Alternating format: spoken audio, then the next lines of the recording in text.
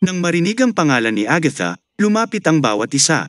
Napukaw ang kanilang kuryosidad habang nakatingin sa asul na buhok, na sa screen, ang pinakabatang High Awakened, sa kasaysayan ng Tikira. Marami ang napabuntong hininga sa pagtataka, sa pag-iisip na si Agatha ay namatay kay Kira taon na ang nakalilipas, habang ang iba ay nagtataka kung paano siya nakaligtas sa loob ng 400 taon, na nakatingin pa rin sa paraang ginawa niya 400 taon na ang nakalilipas. Kinumpirma ni Phyllis na ang katabi niya ay ang tunay na Agatha, at ikinwento niya kung paano nagyelo si Agatha sa kanyang sarili. Habang bumabalik sa kanyang research tower nang bigla siyang tambangan ng mga demonyo, pagkatapos ay natalo ang lahat ng humahabol sa kanya hanggang sa nailigtas siya ng Witch Union mula sa tore na bato ng mga guho. Nang marinig ito ni Pasha, hindi maiwasang matuwa. Isang kapanapanabik na ideya na lumalabas sa kaibuturan ng kanyang puso.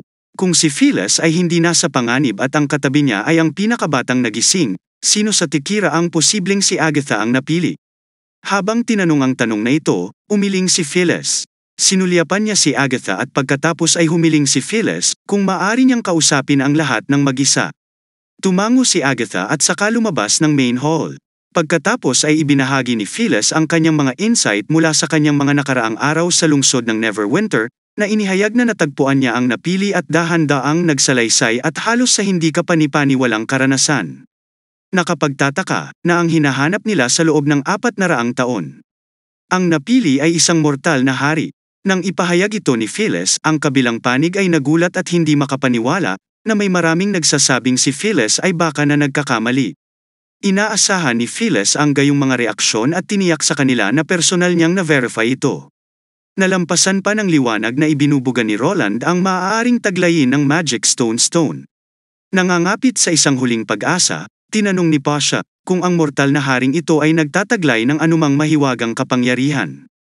Umiling si Phyllis, ipinaalam sa bawat isa na walang magic si Roland at hindi niya ma-activate ang Divine Instrument. Ang kanyang tugon ay nagbigay ng anino sa mukha ng lahat, ngunit ang kanyang mga sumunod na salita ay muling nagpukaw ng kanilang pagkamausisa. Sinabi ni Phyllis kay Pasha na handa si Roland na makipagtulungan sa kanila laban sa mga demonyo. Ang mga mangkukulam sa kabilang panig nang marinig ito ay nagsimulang magtanong muli.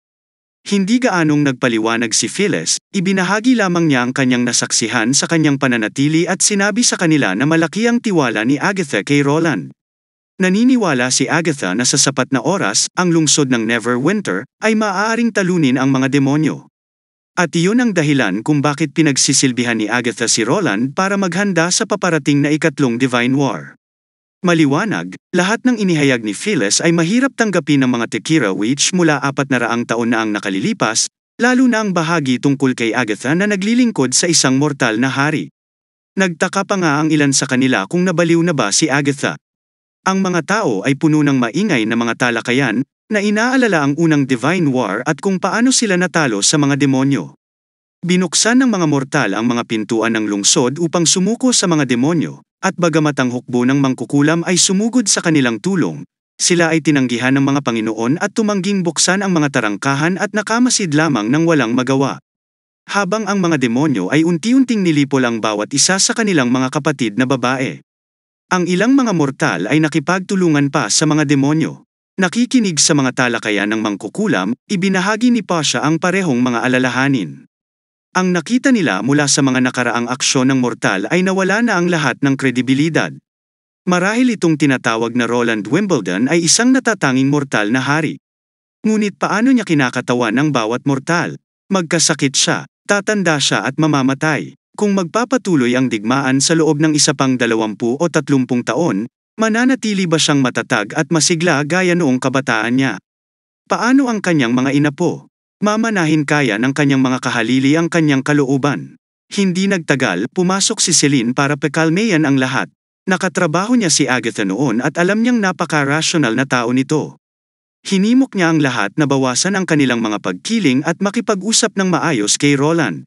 Dahil handa na silang makipag-usap sa mga sekular na kaharian at ngayon ay isang mortal na hari na hindi nagtatangi sa mga mangkukulam at naghahanda para sa banal na digmaan, ay nasa harapan nila. Ito ay maaaring maging isang magandang simula. Huminga ng malalim si Pasha. Anuman ang hinaharap sa ngayon, ang isang naliwanagang monarko tulad ni Roland ay tila ang pinakaangkop na kandidato para sa negosasyon. Ang susunod na mangyayari ay pagpapasya pagkatapos ng mga pag-uusap. Pagkatapos ay bumaling siya kay Phyllis, taimtim na humihiling sa kanya na ayusin ang isang pulong sa hari. Hindi nagtagal, pumasok si Roland sa bulwagan kasama sina Agatha at Nightingale. Agad siyang naakit sa napakalaking purple na screen na tila isang live broadcast. Sandaling natigil ang kanyang atensyon nang makita ang isang dambuhalang nilalang na may galame. Si Pasha na nakatayo sa unahan, ang unang nagsalita, humihingi ng paumanhin sa pagpapahinte kay Roland at ipinakilala ang sarili bilang si Pasha, isa sa mga nakaligtas sa Tikira. Matapos maitatag ang isang pangunahing pag-unawa sa isa't isa, sina Wendy, Scroll at Tilly ay pumasok din sa silid at ang bawat isa ay umupo sa mesa upang simulan ang kanilang unang pag-ikot ng komunikasyon. Medyo nagulat si Pasha, napansin na si Roland ay tila hindi nabigla sa kanyang hitsura. Akala niya ay matatagalan pa siya para tanggapin na sila ay mga mangkukulam. Si Roland, sa kanyang isip, ay nag-isip tungkol sa mga konsepto tulad ng pag-aari ng espiritu at prosthetics na nakita niya noon. Gayunpaman, pumili siya ng ibang diskarte, na sinasabi kay Pasha na ang pulang buwan ay papalapit na sa oras ng kakanyahan para sa parehong partido. Sa halip na magtago ng kapwa-hinala at sikreto, mas mabuting maging bukas at tapat sa simula. Dahil si Take Ara ay dating pinuno ng kontinente, dapat nilang maunawaan ang prinsipyong ito. Tumigil sandali si Pasha, pagkatapos ay bahagyang tumawa, sumasang-ayon kay Phyllis na si Roland ay talagang isang natatanging mortal. Sa pagtatapos ng mga kasiyahan, oras na upang mapunta sa puso ng bagay. Ipinahayag ni Roland ang kanyang pagkakahanay sa mga Tikira Witch, sa kanilang iisang layunin, na paglaban sa mga demonyo. Nahulaan din niya na ang mga mangkukulam ay nagpadala kay Phyllis hindi lamang upang hanapin ang napili, ngunit upang subukang makipag-usap sa mga sekular na kaharian. Matapat na inamin ni Pasha na ang kanilang orihinal na plano ay ang pagpasok sa lahat ng 4 na kaharian, unti-unting nagre-recruit o nagkokontrol sa ilang mortal upang hanapin ang napili. Sa paglahok ni Phyllis sa exhibition, bilang bahagi ng discarding ito. Gayunpaman, ang kabiguan ng simbahan ay nagbigay sa kanila ng isa pang pag-asa, na nagpapahintulot sa kanila na hindi magtago sa ilalim ng lupa at pagsamahin ang lahat ng mga mangkukulam sa isang lugar. Ayon sa kanilang katalinuhan, ang slum-bearing isle ng Ford ay may pinakamaraming mangkukulam, ngunit ang kanilang pinuno ay kapatid din ng hari ng Grey Castle, na siya ring kaharian na tumalo sa simbahan. Medyo nagulat sila na nakakonekta sa Grey Castle ng maaga sa kanilang mga plano. Ngumiti si Roland at sinabi na marahil ito ay kapalaran, na nagligtas sa kanila ng mga taon ng pagsisikap at nagbibigay sa kanila ng sapat na oras upang makilala ang isa't isa at pag-usapan ang mga bagay. Napahagik din si Pasha, ngunit idinagdag na may mapait ng ngiti na lahat ito ay nasa ilalim ng saligan na maaari nilang talunin ang mga demonyo at patuloy na umunlad sa kontinenteng ito. Ipinahayag ni Roland ang kanyang pagpayag na tulungan ang mga Tikira na mangkukulam sa kanilang patuloy na paghahanap sa napili, ngunit umaasa na ang mga mangkukulam ay hindi magtatago ng anuman sa kanya. Tumango si Pasha bilang pagsang-ayon, handang sagutin ang alinman sa mga tanong ni Roland. Ang pinakagustong malaman ni Roland ay kung ano ang eksaktong natuklasan ng mga Tikira Witches sa mga guho at kung paano ito humantong sa pagkakahati sa pagitan ng dalawang malalaking kapangyarihan, na sa huli ay naging sanhi ng pagkakahati ng Federation. Ang tanong na ito ay malinaw na nakaantig sa isang masakit na lugar para sa mga Tikira Witch. Ang mga mangkukulam sa likod ni Pasha ay nagpahayag ng kanilang mga alalahanin at kawalang kasiyahan, at ang ilan ay nag-atubiling ibahagi ang mga detalyeng ito. Kasama si Roland, binanggit ang mga dakilang sakripisyong ginawa nila. Pinutol ni Pasha ang kanilang mga talakayan, na pinagtatalunan na ang kanilang mga sakripisyo ay hindi dapat maging walang kabuluhan. Hinamon niya ang mga mangkukulam, tinanong kung nilayo nilang dalhin ang mga sikretong ito sa kanilang libingan. Kung sakaling matabyunan ng pagsalakay ng mga demonyo, tulad ng mga libingan na kanilang natuklasan. Ang mga tanong niya ang nagpatahimik sa kwarto. Ang pagbabalik kay Roland ni Pasha ay humingi ng tawad, at pagkatapos ng ilang sandali ng katahimikan, ipinagpatuloy niya ang pagpapaliwanag na mas tumpak na sabihin na ang mga guho ay natagpuan ang mga ito, o sa halip ay isang mas naunang sibilisasyon. Nangyari ito di nagtagal pagkatapos ng pagsisimula ng unang Divine War mga 800 taon na ang nakalilipas. Nag-isip si Roland na pagtanto ang time frame. Inihayag ni Pasha na ang natagpuan sa kanila ay isang sibilisasyon, isa na namatay sa ilalim ng lupa. Sa una, hindi ito napagtanto ng mga tao at hindi piniling makipag-usap, na pagkakamalang bagong uri ng demonyo ang kabilang partido. Sa makatuwid, ang mga makasaysayang talaan ay makabuluhang nabaluktot. Hanggang sa huling bahagi ng ikalawang Divine War ng si Tek-Ara at ang Federation ay nasa bingit ng pagkalipol na natuklasan nila ang mga lihim. Ang paraan ng nag-iisang paglipat ay mula rin sa mga tapyas na bato na iniwan ng sibilisasyong ito at napatunayan ang posibilidad na ito sa isang hindi pa napipisa na paksa. Simula noon, ang nangungunang tatlong upuan ng Federation ay nagsimula ng kanilang pananaliksik sa pagbabago ng God Punishment Army. Nagulat si Agatha dahil hindi pa niya ito narinig. Ipinaliwanag ni Patchett na ito ang pinakamataas na sikreto ng Federation, na kilala lamang ng tatlong upuan at ilang miyembro. Para naman kay Pahat at sa iba pang mga Tikira Witch, nalaman lang nila ang nakakagulat na balitang ito. Pagkatapos ng pagbagsak ng Tek-Ara, ipinaliwanag ni Pasha na ang kakatuwang katawan na ginagamit niya ay resulta ng paraan ng paglilipat ng kaluluwa. Nagpatuloy siya sa isang mahabang kwento. Ang Federation, kasunod ng mga pahiwatig sa mga tapyas ng bato na natuklasan ng isang napakalaking lungsod sa ilalim ng lupa. Ang Mar-Ingal na lungsod sa ilalim ng lupa na puno ng hindi mabilang na mga daanan at mga cavity na kasing komplikado ng isang maze, kaya pinangalan ng Labyrinthine Ruins.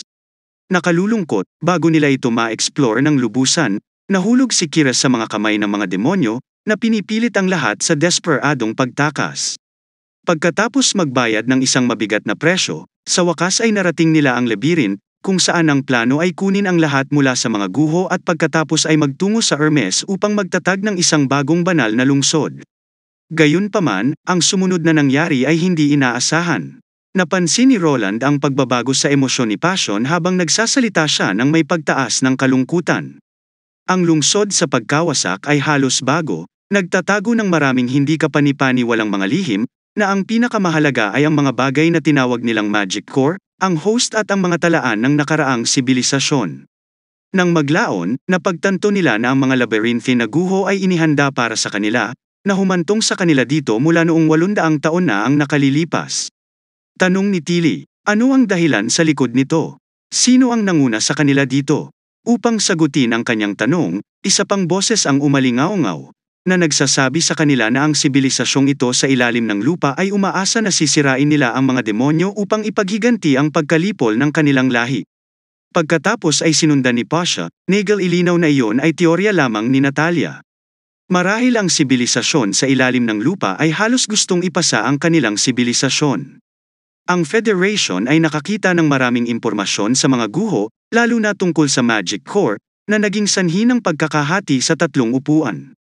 Iminungkahi ng mga tablet na ang mahika ay mayroong walang katapusang mga posibilidad at ang paghabol sa banal na kalooban ay ang proseso ng pagmaster ng mahika. Si Roland, na naramdaman ang mahalagang mensaheng ito, ay nagtanong kung ano ang Magic Core. Ipinaliwanag ni Pasha na ito ay makapangyarihan at may kakayahang baguhin ang anyo nito sa kalooban. Ang kahangahangang kagamitang ito ay nagdugtong sa pangunawa ng Federasyon. Ang illusionary device na ginamit nila ngayon ay isang mas maliit na Magic Core, habang ang Divine Instrument ay ang pinakamalaking Magic Core sa mga guho. Sinimulan ni Roland na tingnan ang Magic Core na ito bilang isang universal na terminal, na mas malakas kaysa sa mga mangkukulam, kapaki-pakinabang sa parehong produksyon at labanan. Nanghihinayang na sinabi ni Pasha na ang kanilang pag-unawa at aplikasyon ay pasimula pa lamang. Ipinrope siya ng tableta na habang mas malalim ang kanilang pag-aaral sa mahika, hindi na sila makikilala ng mga Diyos. Tumayo si Roland, alam niyang nauubusan na ng oras ang mga mangkukulam sa Tek-Ara. Lumalabas na tama si Roland dahil hindi alam ng mga Tikira Witches, kung gaano katagal bago nila talagang maunawaan ang Magic Core at gamitin ito. Maaaring tumagal ito ng daan-daan o kahit libu-libong taon.